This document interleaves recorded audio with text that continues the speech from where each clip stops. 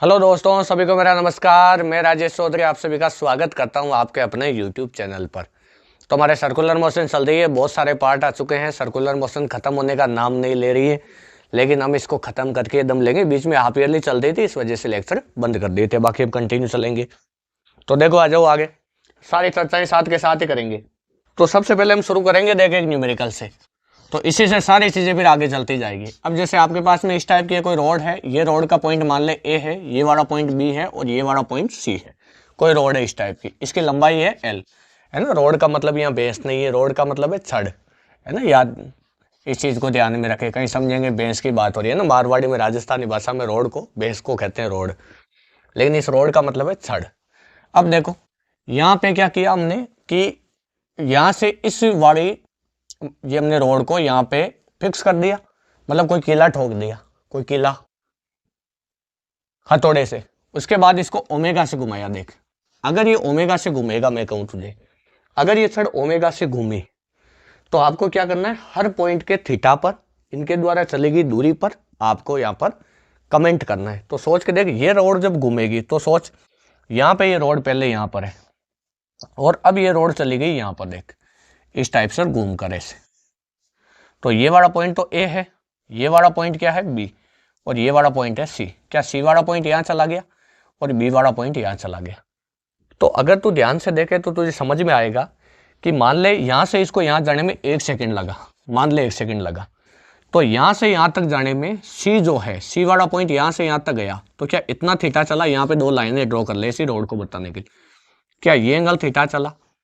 तो सोच सी वाला पॉइंट कितना कोण चला 1 सेकंड में जाने में से, यहाँ से यहाँ जाने में 1 सेकंड में सी वाला पॉइंट कितना कोण चला। देख, ये तो फिक्स है पॉइंट, ये पॉइंट तो यही रहेगा, रोड घूमेगी बस। तो सी वाला पॉइंट यहाँ से यहाँ गया 1 सेकंड में, तो क्या बी वाला भी 1 सेकंड में यहाँ से यही जाएगा या बी वाला पीछे रह जाएगा। क्या रोड के हर पॉइंट का ओमेगा सेम होगा। क्यों सेम होना चाहिए, सोच के देखे एक चीज, क्या सी वाला पॉइंट अभी यहाँ पर है, 1 सेकंड में यहाँ पहुंचा, बी वाला पॉइंट अभी यहाँ 1 सेकंड में यहाँ पहुंचा, तो सोच के देख सेम टाइम में क्या बी और सी ने सेम थीटा चला। क्या थीटा दोनों के द्वारा चला गया, जो थीटा होगा वो सेम होगा। मतलब तू यहाँ बोलेगा कि थीटा बी बराबर होगा थीटा सी। सेम टाइम के अंदर, सेम टाइम में जितना बी ने थीटा चला उतना ही सी ने चला यहाँ पे। क्या ये वाली चीज तो समझ आई ना, क्योंकि पूरी रोड है तो रोड जो है वो यहाँ पे क्या एक प्रकार का दर्ड पिंड है, मतलब इसके 2 पॉइंट्स के बीच की दूरी चेंज नहीं हो सकती। इसके बारे में आगे भी चर्चा करेंगे हम। तो ये जो पूरी रोड है क्या चलेगी, ऐसे चलेगी सीधा। जब ऐसे चलेगी जिसका हर पॉइंट सेम टाइम में सेम ये मतलब थीटा चलेगा, सेम दूरी चलेगा, जरूरी नहीं। अब सोच, सी वाले पॉइंट में यहाँ से यहाँ तक गया और बी वाला पॉइंट यहाँ से यहाँ तक गया, किसने ज्यादा दूरी चली बता। क्या बी सी वाले ने ज्यादा दूरी चली, तो सी के द्वारा चलेगी दूरी ज्यादा होगी किसके कंपेरिजन में, बी के कंपेरिजन में। और ए वाले ने कितनी दूरी चली, ए वाले ने कोई दूरी नहीं चली, ए वाला पॉइंट यही रहेगा फिक्स, यहाँ पे हमने मान लिया। तो ए वाले पॉइंट की दूरी कितनी होगी, ए वाले के लिए दूरी कितनी होगी, ए वाले के लिए x का मान होगा 0, x ए का मान, कोई दूरी नहीं चलेगा, ये अपनी जगह पर ही रहेगा, पॉइंट पर ही स्टेबल। अब एक चीज सोच के देख, सी वाले ने दूरी चली फिर बी वाले ने, अगर तू रोड के ऐसे बहुत सारे यहाँ पॉइंट मान ले तो सोच के देख, ये वाले पॉइंट क्या सबसे कम दूरी चलेंगी, और आगे जैसे जैसे हम बढ़ते जाएंगे क्या हर पॉइंट के द्वारा चलेगी दूरी ज्यादा होगी। देखिए समझ आए, लेकिन थीटा हर पॉइंट के द्वारा चला गया। मैं मान लिया A B C D E F G H इस टाइप के बहुत सारे पॉइंट ले लूँ, तो सोच के देख सभी पॉइंट के द्वारा सेम टाइम के अंदर सेम थीटा चला जाएगा। मतलब जो सी के द्वारा थीटा चला गया वही बी के द्वारा चला गया सेम टाइम के अंदर। तो अगर थीटा सेम है और सेम टाइम ले रहे हैं तो ओमेगा क्या होता बता, ओमेगा होता थीटा बटा टी।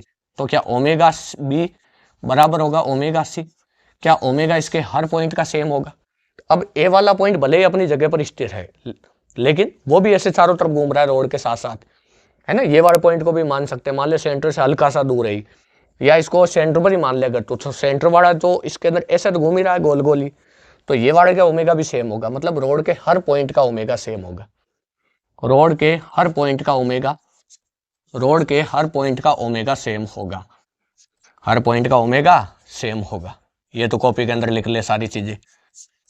अब ये हमारे काम का क्या भाई, क्यों पढ़ाया जा रहा है हमें। पहली बात तो ये 11वीं के अंदर तो बहुत काम आता है, रोटेशनल वगैरह के अंदर भी बहुत काम आता है। दूसरी बात 12वीं में कम से कम 2-3 जगह काम आएगा, मतलब बहुत काम की चीज़ है, टाइम पास वाली चीज़ नहीं, फालतू में नहीं पढ़ाई जा रही है आपको। तो रोड के हर पॉइंट का ओमेगा क्या होगा सेम, क्या हर पॉइंट का थीटा भी सेम होगा, सेम टाइम में सेम थीटा चलेंगे दोनों। ये बताओ आया कि नहीं आया समझ। तो ये रोड के लिए हो गया, अगर कोई रोड ओमेगा से घूम रही है तो इस टाइप की चीज होती है।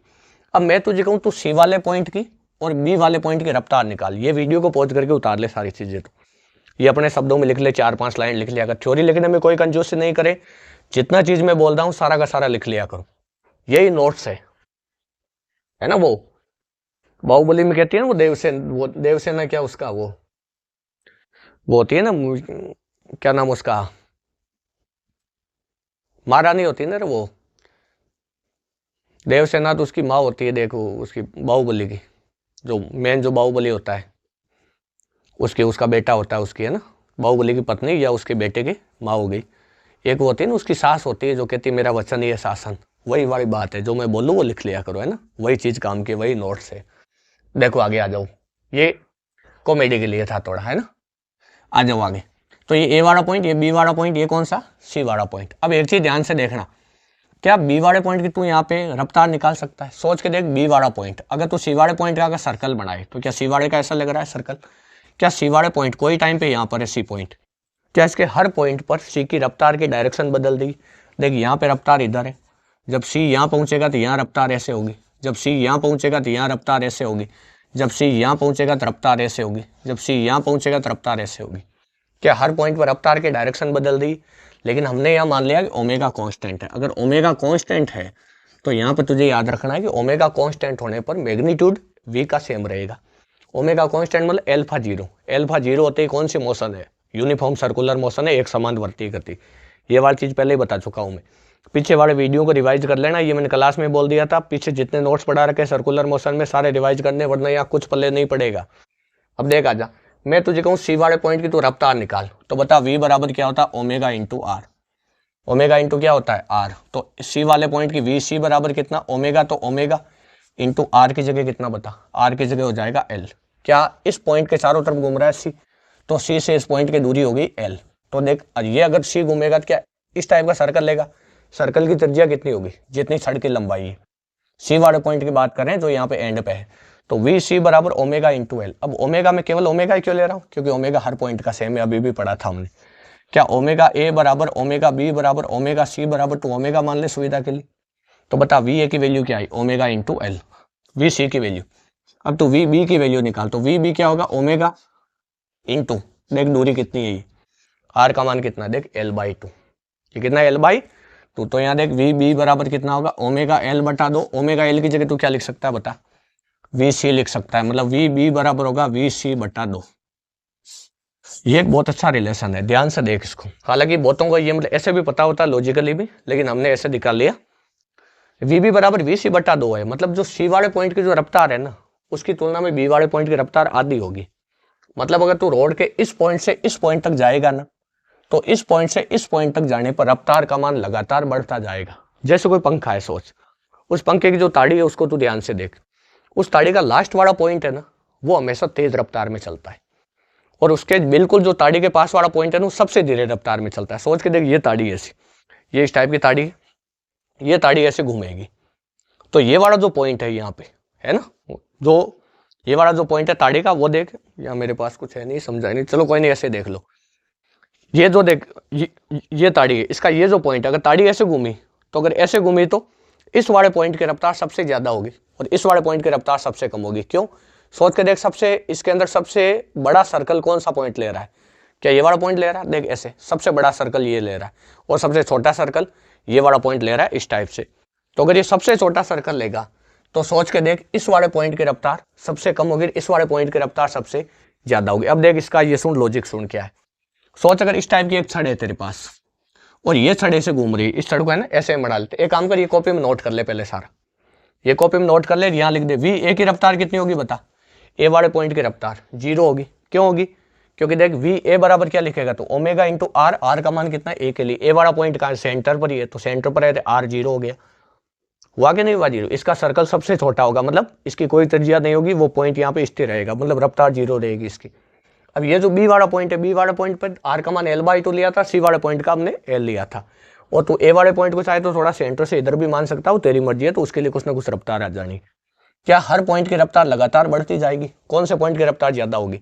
तो अगर कोई रोड किसी पॉइंट के चारों तरफ से सर्कल में घूमे तो उसके एंड वाले पॉइंट की रफ्तार सबसे ज्यादा होगी और उसके सेंटर वाले पॉइंट की रफ्तार सबसे कम होगी। लेकिन वो सभी जो पॉइंट है वो सेम टाइम के अंदर सेम थीटा चलेंगे, तो ओमेगा सभी के लिए सेम रहना है। हर पॉइंट का ओमेगा सेम रहेगा, थीटा सेम रहेगा, ओमेगा सेम रहेगा, लेकिन हर पॉइंट के द्वारा चलेगी दूरी अलग अलग होगी और वेग भी हर पॉइंट के लिए अलग अलग होगा। ये वाली चीज याद रखनी है। वीडियो को पॉज करके उतार ले पूरा कॉपी के अंदर। अब देख ध्यान से एक चीज और आगे सोच, ये जो रोड है, ये वाली रोड, इसी प्रकार मैं इसको बता रहा हूँ लाइन से ही। अब सोच ये वाला पॉइंट है, एक ये वाला पॉइंट है। अब ये पॉइंट अगर ऐसे चला तो सोच इसको इतना बड़ा सर्कल लेना पड़ेगा और इसको देख इतना सा ही सर्कल लेना पड़ेगा।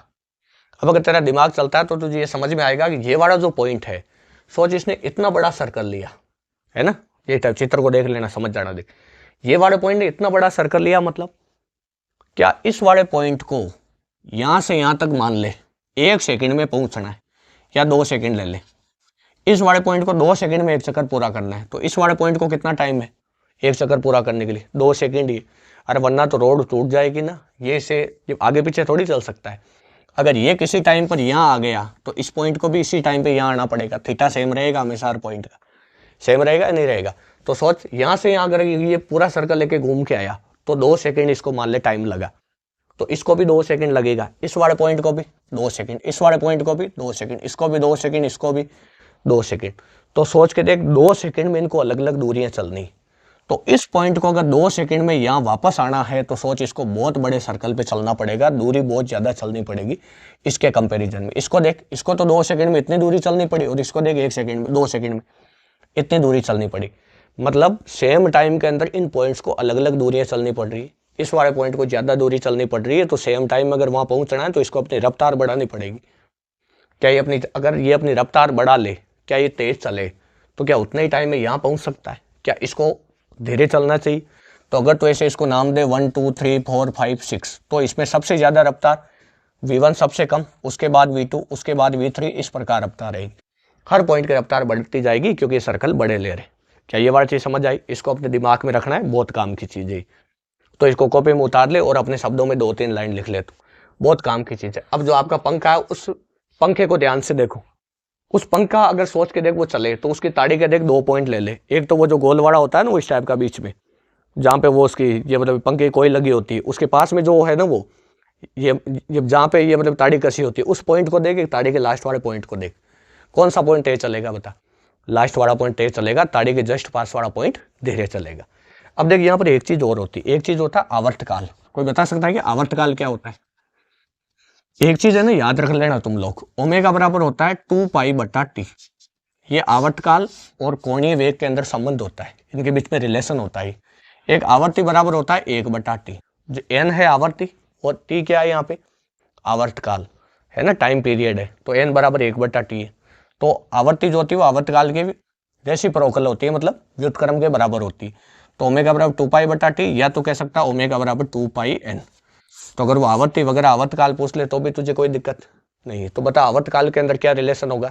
क्या ओमेगा सेम है तो टी का मान सेम सभी के लिए, क्योंकि 2 पाई तो सेम रहना ही है, तो कांस्टेंट है। अगर ओमेगा सेम है तो आवर्ती भी सेम है। तो यहाँ पे क्या क्या सेम होगा? थीटा, ओमेगा, आवर्तकाल, आवर्ती, ये सारे सेम रहेंगे। लेकिन किसी पॉइंट के द्वारा चली गई दूरी, उसकी रफ्तार, ये दोनों अलग अलग रहेंगे, दोनों के दोनों अलग अलग रहेंगे। अब बताओ आया कि नहीं आया समझ? अब सोच के देख एक चीज, त्वरण वगैरह के बारे में भी तो इसके अंदर देख सकता है, फॉर्मूलों से कोई दिक्कत वाली बात नहीं, वो हालांकि ज्यादा यहाँ कुछ काम में आता नहीं। क्या जो बताया समझ आया? अब देखिए कॉपी के अंदर पूरा नोट कर ले। इसके अंदर अब देखो एक चीज हम इसके अंदर है ना, रोड के अंदर वो ये भी आपको कह सकता है। देख ये जैसे रोड थी वो, तो ये वाला पॉइंट ए, ये वाला पॉइंट बी और ये वाला पॉइंट सी।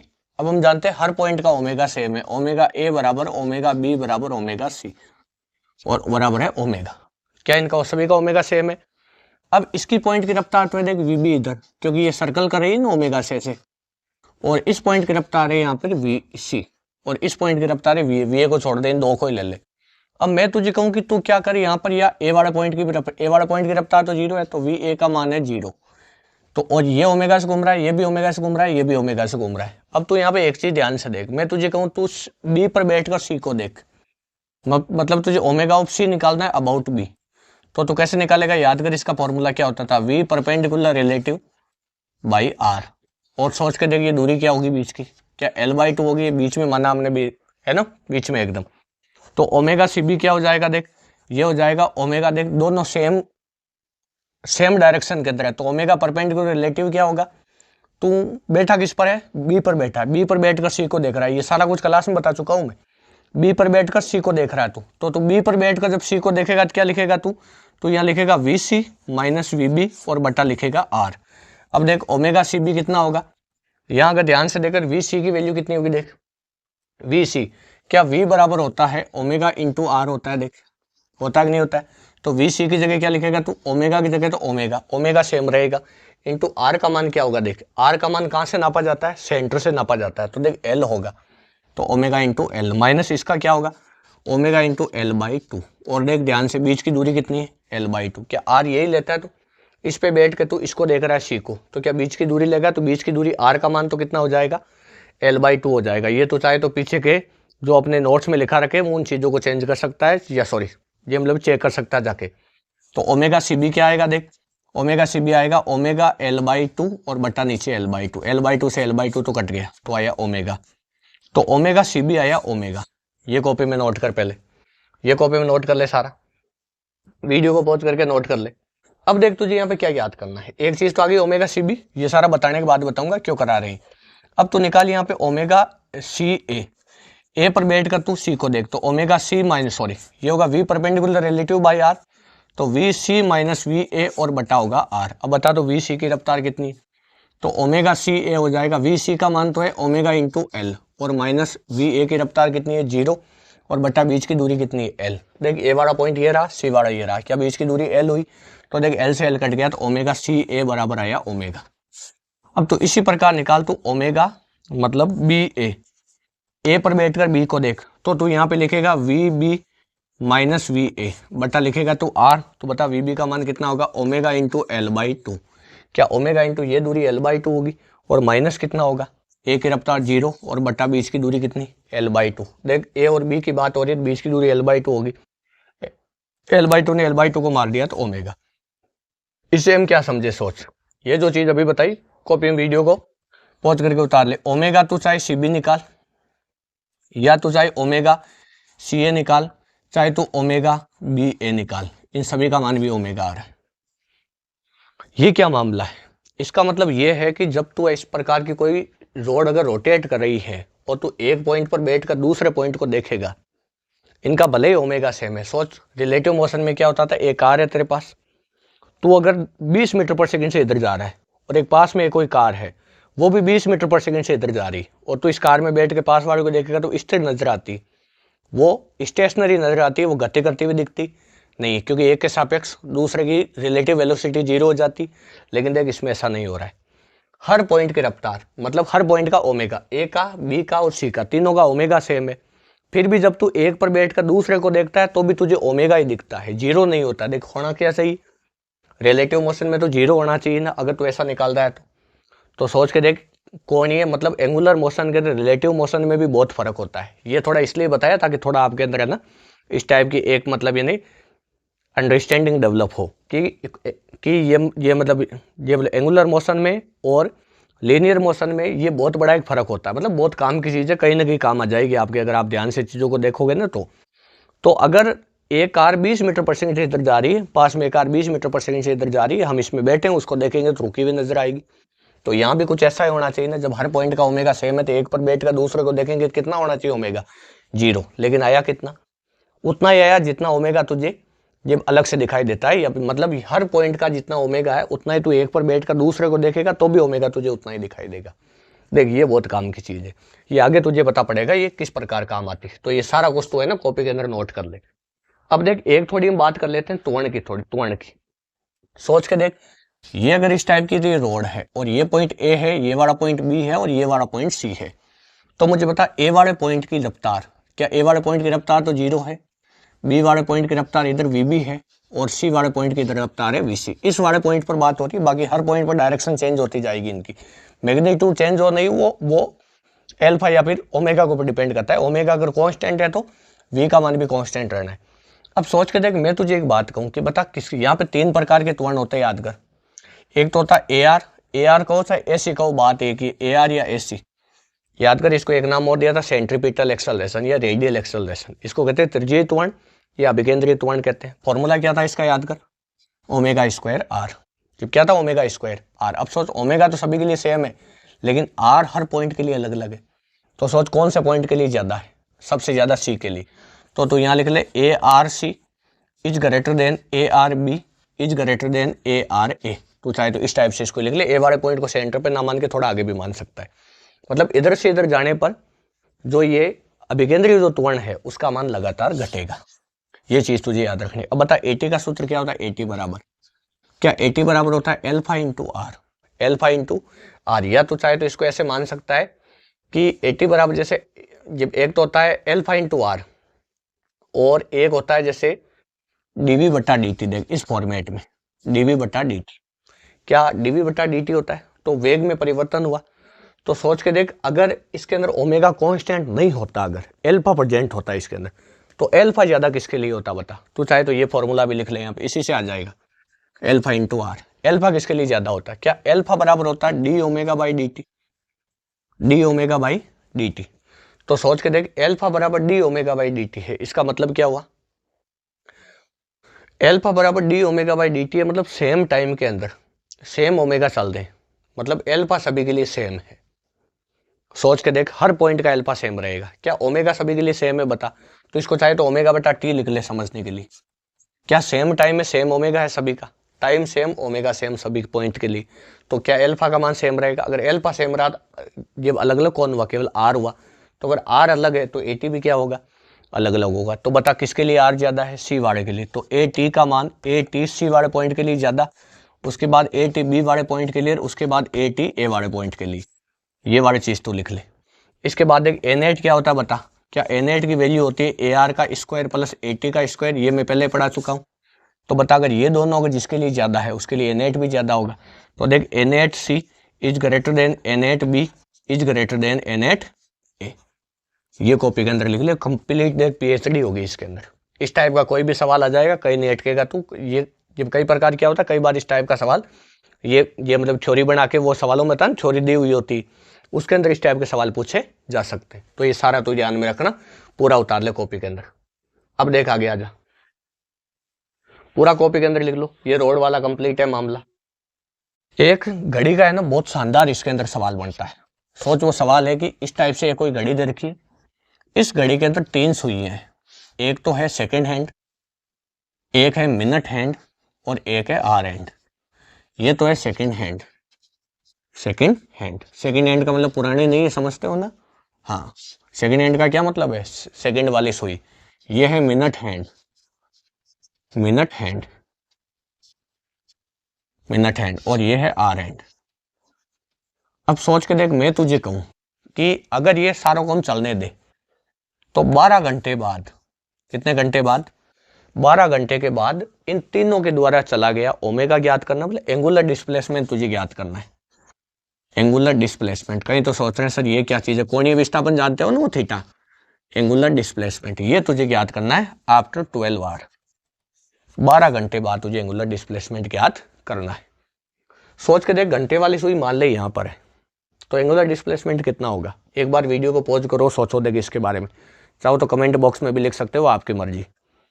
कई बच्चे इसमें सोच रहे हैं 0,0,0, तीनों का 0,0,0 आंसर नहीं आएगा। देख क्यों नहीं आएगा, याद कर, कोणीय विस्थापन कब 0 होता था। कोई इस टाइप का सर्कल है, अगर कोई पार्टिकल यहां से चला, पूरा सर्कल अगर उसने पूरा कर लिया, ऐसे इस टाइप से पूरा सर्कल कर लिया, तो थीटा कितना होता था, याद कर 2π। 0 कब होता था, जब वो एक सर्कल क्लॉकवाइज करे, एक सर्कल वापस एंटी क्लॉकवाइज करे, तो थीटा का मान 0 आता था, वरना 2π होता था। तो सोच, 12 घंटे में सुई ने एक चक्कर काटा है, और वो भी एक ही डायरेक्शन में, अपोजिट डायरेक्शन में थोड़ी चलती है। ऐसे थोड़ी सुई 12 पर गई, वापस ऐसे आ गई, वापस 0 पर हो गई, भैया टाइम रीस्टार्ट हो गया दोबारा, है ना। इस टाइप की चीज थोड़ी होती।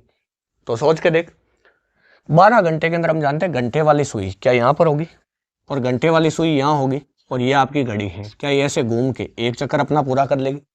जब ये एक चक्कर पूरा करेगी तो कितनी दूरी चली बताइए। तो जो घंटे वाली सुई है, इसके लिए देख एंगुलर डिस्प्लेसमेंट क्या होगा। इसके लिए एंगुलर डिस्प्लेसमेंट होगा थीटा बराबर 2π रेडियन। 2 पाई रेडियन ही चलेगा केवल ये, क्योंकि एक चक्कर ही तो काटा 12 घंटे में। अरे 24 घंटे में 2 चक्कर काटती, घंटे वाली सुई ये वाली चीज़ तो पता है ना।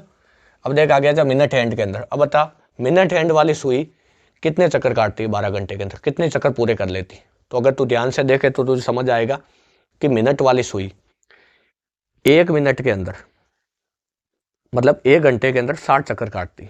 जब वो 60 चक्कर ऐसे काट लेती तो 1 घंटा हो जाता है। तो 12 घंटे में कितने चक्कर काटे उसने, एक मतलब ये मतलब 1 घंटे में 60 चक्कर काटे, तो 12 घंटे में कितने चक्कर काटे, 12 इंटू, सोच के देख थीटा बराबर, इसके लिए थीटा बराबर कितना होगा। क्या सेकंड वाली सुई ने 1 घंटे में 1 चक्कर काटा, जब सॉरी मिनट वाली सुई जब 1 घंटा तक चलेगी लगातार ऐसे, ये इस टाइप से ना, ये आपको ये मतलब उल्टा सीधा नहीं दिख रहा है ना, मैं जिस तरफ से हाथ घुमाऊंगा उसका उल्टा दिखेगा, तुम लोगों को पता है ना। ये जैसे अगर मेरी तरफ घड़ी रखी होती तो वो घड़ी ऐसे चलती, मिनट वाली सुई ऐसे जाती, यहाँ जाती वापस, तो 1 घंटा हो जाता। तो क्या 1 घंटे में 1 चक्कर काटा, तो 12 घंटे में कितने चक्कर काटे, 12। तो क्या लिखा जाएगा 12 इंटू 1 चक्कर में कितना कोणीय विस्थापन होता है 2 पाई, तो 12 इंटू 2 पाई रेडियन, इसको गुणा करके तू लिख लेना।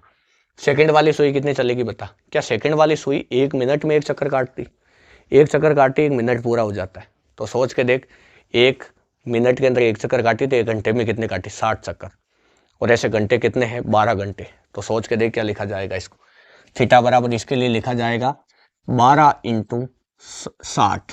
क्या 1 घंटे में 60 चक्कर काटी और ऐसे 12 घंटे, और 1 चक्कर में कोणीय विस्थापन कितना होता है 2 पाई, और मात्रक होगा रेडियन। देखिए आंसर आ गया थीटा का। ये सारी वैल्यूज तो लिख ले, बहुत काम की चीजें सारे के सारे। क्या यहाँ पे आ गया, थीटा आ गया। अब मैं तुझे पूछूं इसका हर एक का ओमेगा भी तुझे निकालना है, बताओ ओमेगा कैसे निकाले, बताओ।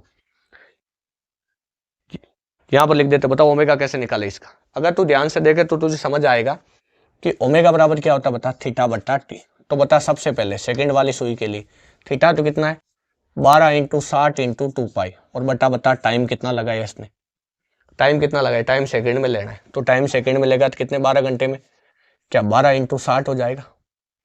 1 घंटे में कितने सेकंड, सॉरी 1 घंटे में होता है सेकंड, सॉरी 3600। तो देख कितना हुआ 1 घंटे में 3600, और इंटू हो गया 12, और मात्रक आया रेडियन पर सेकंड। ये देखो ओमेगा आ गया। अब बता ओमेगा मिनट क्या आएगा, बता मिनट वाली घड़ी का ओमेगा। क्या यहाँ पे थीटा की वैल्यू आई 12 घंटे के अंदर, क्या मिनट वाले की आई 12 इंटू 2 पाई रेडियन, और बट्टा इसने सोच के देख, ये मतलब 12 घंटे के अंदर टाइम कितना है, टाइम सभी के लिए सेम है ना, 12 घंटे है टाइम, तो 12 इंटू 3600, 1 घंटे में 3600 सेकंड होते हैं ना, तो 12 इंटू 3600 रेडियन पर सेकंड। अब बता आर एंड के लिए कितना आया, ओमेगा एच कितना आया, ओमेगा एच देख कितना चला, क्या केवल 2 पाई चला, तो 2 पाई बटा देख क्या हुआ 12 इंटू कितना हुआ 3600, टाइम सेम है सभी के लिए, रेडियन पर सेकंड।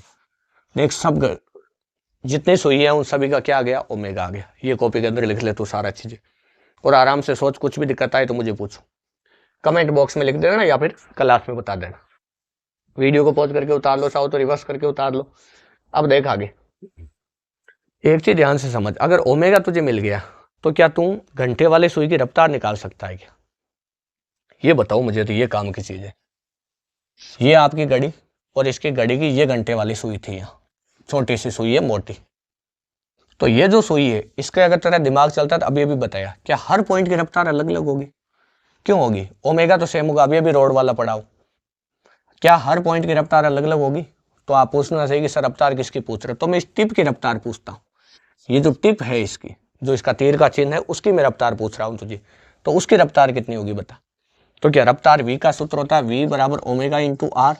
तो देख v बराबर ओमेगा कितना, देख इसका 2 पाई बटे 12 इंटू 3600, और इंटू देख r का मान कितना, r का मान जितना इसकी दे, ये मतलब लंबाई दे, तो यहाँ पे मान ले इसकी, ये सेकंड वाली सुई की तो l ले ले, मिनट वाली सुई की तो l/2 ले ले, और इसकी l/4 ले ले, मान ले सुविधा के लिए मैं ऐसे बता रहा हूँ। तो क्या इसकी लंबाई l/4 हो जानी। इसी प्रकार तो बाकियों की रफ्तार भी निकाल सकता है। तो ये वाला सवाल उतार लो, अगर कहीं पे आपको सवाल दिखे तो आराम से उसको सोल्व कर लें। अब देखो आगे आ जाओ, अगले सवाल में चलते हैं। देख अगला सवाल क्या होने वाला है, देखो आ जाओ आगे। तो इसके बाद में जो आपके अगला सवाल है ना, वो है जैसे बिल्कुल एक ये अलग मतलब क्वेश्चनों की एक वैरायटी है जो तुझे बहुत जगह ये क्वेश्चन देखने को मिलेंगे। जैसे देख, एक पहले सिंपल सवाल करते हैं फिर हम आगे बढ़ेंगे इसके। मैं तुझे कहूँ सर्कुलर मोशन के दौरान जो v है, जो v, इस v का मान तुझे दे दिया या फिर त्वरण दे दिया ac या ar, ac बराबर दे दिया k square r t square. इस टाइप का हो सकता है तुझे ये सवाल एररलेस वगैरह के अंदर भी मिल जाए। ac बराबर k square r t square दे दिया। और यहां पर क्या पूछा इसने कि अगर अभिकेंद्रीय त्वरण या रेडियल एक्सेलरेशन का मान अगर इतना है तो तुझे AR और NAT के बीच में, AR और AT के बीच में एंगल निकालना है, कितना कोण है। AR और NAT या AC व NAT AT कुछ भी ले ले, जो भी तू करे, है ना। ये देख अभी सवाल में देख लेंगे। तो सोच के देख, AC का फॉर्मूला क्या होता है, V स्क्वायर बटा R। तो बता AC की जगह तू क्या लिख दे, K square R T square बराबर V स्क्वायर बटे R। तो बता V स्क्वायर बराबर कितना हुआ, K square R square T square. तो बता V बराबर कितना हुआ, K R T। हुआ कि नहीं हुआ, बता ध्यान से देख। क्या V की वैल्यू T आई। अब सोच V ये आ गया तो AT क्या आएगा, बता AT। क्या AT की वैल्यू आएगी dV बाई dt। तो AT बराबर देख, इसका अवकलन कर, तो K और R तो जैसे रह गया, T का अवकलन हो गया 1। तो AT बराबर कितना आया, KR आया। कितना आया, KR। अब मुझे बता NAT क्या आएगा। क्या NAT की वैल्यू होती है AR का स्क्वायर प्लस AT का स्क्वायर का अंडर रूट। तो NAT कितना आया बता, AR का स्क्वायर बता कितना होगा। देखिए रहा देवा, AC AR एक ही चीज अभी बता चुका हूं मैं। तो इसका देख यहाँ पे स्क्वायर कर, तो इसका स्क्वायर क्या होगा, K की घात 4 R स्क्वायर T की घात 4 T स्क्वायर है ना, प्लस AT की जगह कितना आया, K स्क्वायर, और यहाँ आया R स्क्वायर, और इसका आया अंडर रूट। अब देख ध्यान से, NAT बराबर क्या, NAT बराबर यहाँ K स्क्वायर कॉमन आ रहा है। देख K स्क्वायर कॉमन आ गया दोनों जगह से, K स्क्वायर कॉमन आया तो बाहर आके क्या होगा, रूट से K हो जाना है। R स्क्वायर कॉमन आया तो R स्क्वायर बाहर आके क्या हो जाना है बता। देख यहाँ पे K R है तो K स्क्वायर R स्क्वायर होगा, और यहाँ K की घात 4 R की घात 2 और T की घात 4। तो यहाँ देख K बाहर आया और A क्या बाहर आया R, और रूट में अंदर क्या बचा, यहाँ तो बचा K स्क्वायर, R स्क्वायर बाहर चला गया तो यहाँ बचा T की घात 4, और प्लस ये पूरा ही बाहर आ गया तो यहाँ बचा 1। ये देख आंसर इसका। इस टाइप से तुझे इस टाइप का सवाल हो सकता है, एररलेस के अंदर मिल जाए तो तुझे इसे देखना है। अब देख इसके बाद हो सकता है एंगल वगैरह भी इसके बीच में पूछ ले, बता एंगल वगैरह कैसे निकाले जाते। तो यहाँ पे देख, हम जानते हैं सर्कुलर मोशन के दौरान AT तो होता है इधर मान ले, AR हमेशा सेंटर की तरफ होता है, और NAT होता है यहाँ बीच में। ये एंगल तो ले ले एल्फा। तो सोच के देख, अगर मैं यहाँ पर इस टाइप का अगर यहाँ पे लंब बनाऊं तो ये AT है तो ये वाला भी AT होगा। तो बता tan एल्फा क्या होगा, tan एल्फा क्या हो जाएगा बता। तो सोच tan एल्फा बराबर क्या होगा, लंब बटा आधार। तो एल्फा के सामने वाला लंब तो हुआ AT और आधार हुआ AR। बता AT तो हुआ KR, और AR का मान क्या होता है, AR या AC का मान, इसका मान होता है K square R T square. देख R ने R को मार दिया, K ने K को मार दिया, तो 1/K T स्क्वायर, ये tan एल्फा। अब ये K और T के मान पे डिपेंड करेगा कि एल्फा का मान कितना होगा। इस टाइप का सवाल तुझे देखने को किसी जगह पे मिल जाएगा। कॉपी के अंदर नोट कर ले फटाफट, 3-4 टाइप के सवाल है, फटाफट ये सल्टा देते हैं। देखो आगे आ जाओ, और बिल्कुल इनको देख के डरना नहीं, इससे आपकी अच्छी खासी प्रैक्टिस हो जाएगी तगड़ी। एक आपके पास जो भी गाइड है उसमें से अब सवाल भी देखना स्टार्ट कर दो लगातार, है ना। जितने सवाल हो रहे हैं वो करते जाओ, बाकी मैं जैसे जैसे आगे पढ़ाऊंगा बाकी सारे सवाल होते जाएंगे। अब देख ध्यान से, एक सवाल है वो तुझे कह दे कि काइनेटिक एनर्जी जो है, काइनेटिक एनर्जी का रिलेशन दे दिया 2√x। x है पार्टिकल द्वारा डिस्टेंस ट्रेवल्ड बाय पार्टिकल, मतलब पार्टिकल के द्वारा चली गई दूरी। तो x है कण द्वारा चली गई दूरी, कण द्वारा चली गई दूरी है। अब वो तुझे क्या पूछ रहा है कि तुझे वो टाइम निकालना है, वो टाइम निकालना है जब AR व NAT के बीच में एंगल 45 डिग्री हो, 45 डिग्री हो।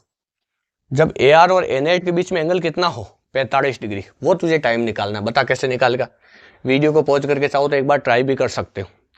मतलब ये पूरा प्रैक्टिस का खेल है। ये 3-4-5 प्रकार के सवाल मैंने और क्यों लिए, ताकि एक बार आपकी प्रैक्टिस हो जाए। AR NAT और AT तीनों को तुझे अच्छे से फॉर्मूला याद हो जाए, तीनों को तुझे यूज करना अच्छे से आ जाए। एक याद कर, वो 3 वैरायटी का सवाल कराए थे एल्फा वाले मैंने, वो सवाल भी तो एक बार वापस देख लेना। याद कर, एक में अल्फा 0 लिया था, एक में अल्फा क्या लिया था 5 रेडियन या फिर 2 रेडियन लिया होगा, और एक में बाद में 2t रेडियन लिया था। मतलब एक बार अल्फा वेरिएबल लिया था, और एक बार अल्फा कांस्टेंट लिया था, और एक बार अल्फा की वैल्यू 0 ली थी हमने। तो एक तो यूनिफॉर्म सर्कुलर मोशन थी और एक थी नॉन यूनिफॉर्म सर्कुलर मोशन। वो सवाल भी तुझे आज के आज ही देखना है, पहले वो रिवाइज करना है ढंग से, उसके बाद ये सवाल देखना है। सोच के बता मुझे काइनेटिक एनर्जी 2√x दे दी, तो सोच काइनेटिक एनर्जी को तो लिख सकता है, और ये दे दिया कि कोई पार्टिकल है जो सर्कल कर रहा है इस टाइप से। देख इस टाइप से कोई पार्टिकल है जो सर्कुलर मोशन कर रहा है, उसका द्रव्यमान m बराबर है a kg और r का मान तो ले ले 1 मीटर। हो सकता है डेटा वगैरह भी वो चेंज कर दे, कोई इसके अंदर डेटा, मतलब ये मैं ऐसे ले रहा हूँ अपने मन से, m का मान 1 किलो ले लिया, r का मान 1 मीटर ले लिया। अब तुझे ज्ञात क्या करना है, यहाँ पे AR और NAT के बीच का एंगल 45 डिग्री है, वो तुझे टाइम ज्ञात करना है। मतलब AR और NAT का बीच का एंगल लगातार बदल रहा है। पहले बता ये एंगल यहाँ पे बदलेगा क्यों? सोच के देख, नॉन यूनिफॉर्म सर्कुलर मोशन के अंदर तुझे पता है कि यहाँ पर दो त्वरण होते हैं, एक तो AT और एक AR। AR हमेशा सेंटर की तरफ होता है, ये होता है NAT। क्या ये एंगल होता है इनके बीच का कुछ? ये बोल रहा है जो 45 है वो टाइम तुझे ज्ञात करना है। तो क्या ये जो एंगल है यहाँ पर, मतलब ये लगातार चेंज होगा, ये चेंज कब होगा बता, या तो AR चेंज हो या AT चेंज हो। सोच के देख, अगर एल्फा का मान 0 नहीं है, मतलब नॉन यूनिफॉर्म सर्कुलर मोशन है, तो ओमेगा का मान वेरिएबल होता है। क्या ओमेगा लगातार बदलता है, या तो घटता है या कम होता है? क्योंकि AR का सूत्र क्या है, ओमेगा स्क्वायर इंटू R। सोच ओमेगा अगर वेरिएबल होगा तो AR वेरिएबल होगा, AR वेरिएबल होगा तो बीच का एंगल बदलेगा भैया। जब बीच का एंगल बदलेगा तो वही तुझे पूछा कि वो टाइम ज्ञात कर, जब AR और NAT के बीच में एंगल कितना हो, 45 डिग्री। तो उम्मीद करता हूँ सवाल अच्छे से समझ में आया होगा। बाकी सारी चीज़ें तुझे पढ़नी है, पीछे वाला डिवीजन करना है, ये मैंने क्लास में बोल दिया था। R का मान देख 1 मीटर और M का मान 1 किलो, ये तू अभी याद रख लेना यहाँ पर। अब मुझे बता काइनेटिक एनर्जी का फॉर्मूला क्या होता है, क्या हाफ mv स्क्वायर होता है? देख तो हाफ mv स्क्वायर बराबर है 2√x। तो बता यहाँ पे v स्क्वायर बराबर कितना हुआ, 4√x। M का मान मैंने 1 किलो ले लिया, M का मान 1 किलो और R का मान है 1 मीटर, ये तो सारी चीज़ें लिख लेना। अब देख v स्क्वायर की वैल्यू आ गई 4√x। अब तुझे अगर AT और AR के बीच का एंगल 45 डिग्री दे रखा है, तो सोच के देख एक चीज़, तुझे AT और AR का मान चाहिए, तो पहले मुझे बता AR का मान कैसे आएगा। तो बता AR का सूत्र क्या होता है, क्या v स्क्वायर बटा R होता है? R का मान तो 1 मीटर है, तो v स्क्वायर का मान कितना होगा, 4 का तो हुआ 16, सॉरी v स्क्वायर का था जैसे दे रखा है ना, तो 4√x हो जाएगा बटा R का मान 1 मीटर। तो 4√x किसका मान आया, AR का मान आया। अब बता AT का मान कैसे आएगा, क्या AT का मान होता है dv/dt या एल्फा इंटू R होता है? देख v का तुझे फंक्शन दे रखा है, लेकिन x के रूप में तुझे फंक्शन दे रखा है, तो सोच के देख क्या करे, दिमाग लगाओ, ये आता है तुम लोगों को पहले ही। सोच मैं अगर इसको ऊपर नीचे dx से गुणा कर दूं, तो सोच एक t बराबर कितना होगा बता, dx बटा dt को तो मैं लिख दूं v और इसको मैं लिख दूं dv/dx। बहुत बार पढ़ा नहीं, ये फॉर्मूला बहुत काम का भी बताया हुआ है। तो देख AT बराबर v का मान तो है जैसे यहाँ से उठा के रख देना, v का मान तो देख dv/dx का मान तुझे चाहिए, बता dv/dx का मान कैसे आएगा। तो इसका अवकलन कर, क्या v स्क्वायर बराबर है 4√x, इसका अवकलन करके आएगा, इसका तो आएगा 2v dv/dx। अवकलन x के सापेक्ष कर रहा हूं मैं, और बराबर कितना हुआ 4√x का अवकलन कर, x की घात 1/2, 1/2 आया गुणा में इंटू 1/2, और x की घात 1/2 माइनस 1, मतलब माइनस का 1/2 नीचे गया तो प्लस का, तो 1/√x। ये अलग से अवकलन करा रखे, x की घात n का सूत्र लगाया मैंने। अब देख ये से देख, ये इससे 2 टाइम्स कट गया, ये 2 से 2 कट गया, तो यहाँ देख v dv/dx की वैल्यू क्या आई। ध्यान से अगर तू देखे तो तुझे समझ में आएगा कि v dv/dx की वैल्यू सीधी आगे देखिए, तो v dv/dx की वैल्यू आई 1/√x, और तो कुछ बचा ही नहीं। v dv/dx की वैल्यू कितनी आई, 1/√x। इसको तू यहाँ उठा के रख, तो बता AT की वैल्यू कितनी आई। ये तो सारा नोट कर ले कॉपी के अंदर, पहले वीडियो को पॉज करके कॉपी के अंदर नोट कर ले पूरा। बहुत तगड़ा सवाल है रे, बहुत ही शानदार। अब देख ध्यान से, v dv/dx बराबर 1/√x है, तो बता क्या इस यही वैल्यू AT की है। AT का मान आ गया तेरे पास क्या, 1/√x। अब देख हम यहाँ पे जानते हैं जैसे ये कोई सर्कल है, इस सर्कल में अगर AT इधर है तो A या R तो हमेशा सेंटर की तरफ होगा, क्या NAT यहाँ कहीं बीच में होगा, और ये एंगल है एल्फा। अब देख इसने एक चीज दी थी हमें कि तुझे AR और NAT के बीच का जब एंगल 45 डिग्री हो जाए तब टाइम निकालना है, मतलब एल्फा का मान दे दिया देख 45 डिग्री। तो सोच तो इसमें tan एल्फा क्या ले सकता है, लंब बटा आधार, एल्फा के सामने वाला लंब। देखिए ये AT है तो ये भी AT होगा, तो AT बटा AR होगा। अब बता AT का मान कितना है, AT का मान तो आया 1/√x, और इंटू देख AR का मान कितना था बता, AR का मान सोच tan 45 का मान कितना पहले थी बता, यहाँ से एल्फा का मान रख दे, tan 45 होते 1, तो क्या AT बराबर AR आया। अब देख AT का मान तो कितना 1/√x, और AR का मान कितना था 4√x। तो देख ध्यान से कितना आया, क्या x बराबर आया 1/4 मीटर। देख ध्यान से, अगर तुझे पल्ले पड़ा तो ध्यान से समझो इसको, क्या रूट एक्स गुणा होकर एक्स हो गया, 4 को तू इधर भेज दे तो एक्स का मान 1/4 है, मतलब जब 45 डिग्री होगा तो एक्स 1/4 मीटर होगा। अब सोच अगर तेरे पास एक्स है तो तू यहाँ से सारी चीजें निकाल सकता है। देख कैसे, क्या तेरे पास 80 की वैल्यू आई 1/√x, ये वाला कॉपी में नोट कर ले सारा का सारा। 80 की वैल्यू आई तेरे पास 1/√x, तो तू 80 को लिख दे क्या dv/dt, क्या ये लिख सकता है ना। तो देख dv/dt बराबर, तो यहाँ पे क्या लिख सकता है 1/√x, 1/√x। या कोई तरीका है क्या जिससे हम क्या करें x का फंक्शन टाइम के रूप में ले आए। ये तो v और ये तो dv/dt है और ये है 1/√x, तो इसके अंदर थोड़ा दिमाग लगाओ, देखे कोई तरीका है क्या जिससे डायरेक्ट हमें ये फंक्शन किसके रूप में मिले, टाइम के रूप में मिले और हम इसके अंदर टाइम निकाल सके। दिमाग लगाओ, देख थोड़ा फटाफट देख। ये बड़ा वीडियो को पॉज करके उतार लेना। इसका फंक्शन कैसे निकाले, दिमाग लगाओ देख, फटाफट चलाओ देख दिमाग।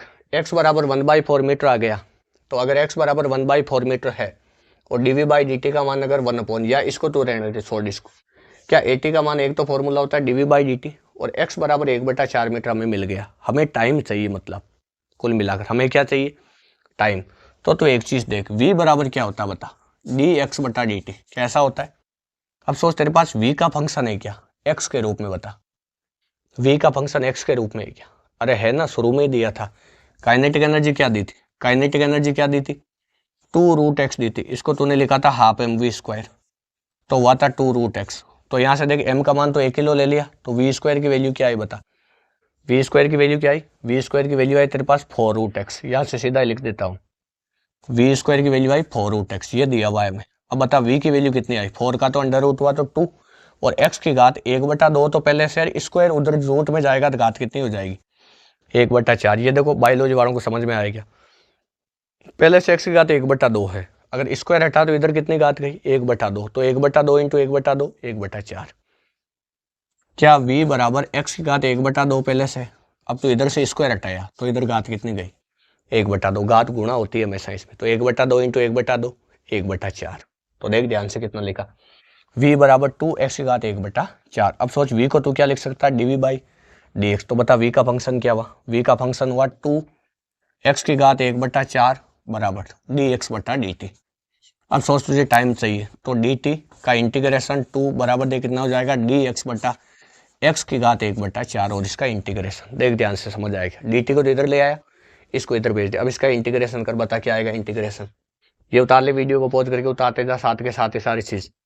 देख ये तो आया 2 इंटू टी और बराबर दे कितना हुआ dx, x की घात 1/4 ऊपर जाएगा तो x की घात -1/4, अब -1/4 -1/4 +1, x की घात n का समाकलन कर दिया, तो बता कितना आया ऊपर वाला, तो x की घात 3/4 और नीचे वाला आया 3/4 और ये हुआ 2t।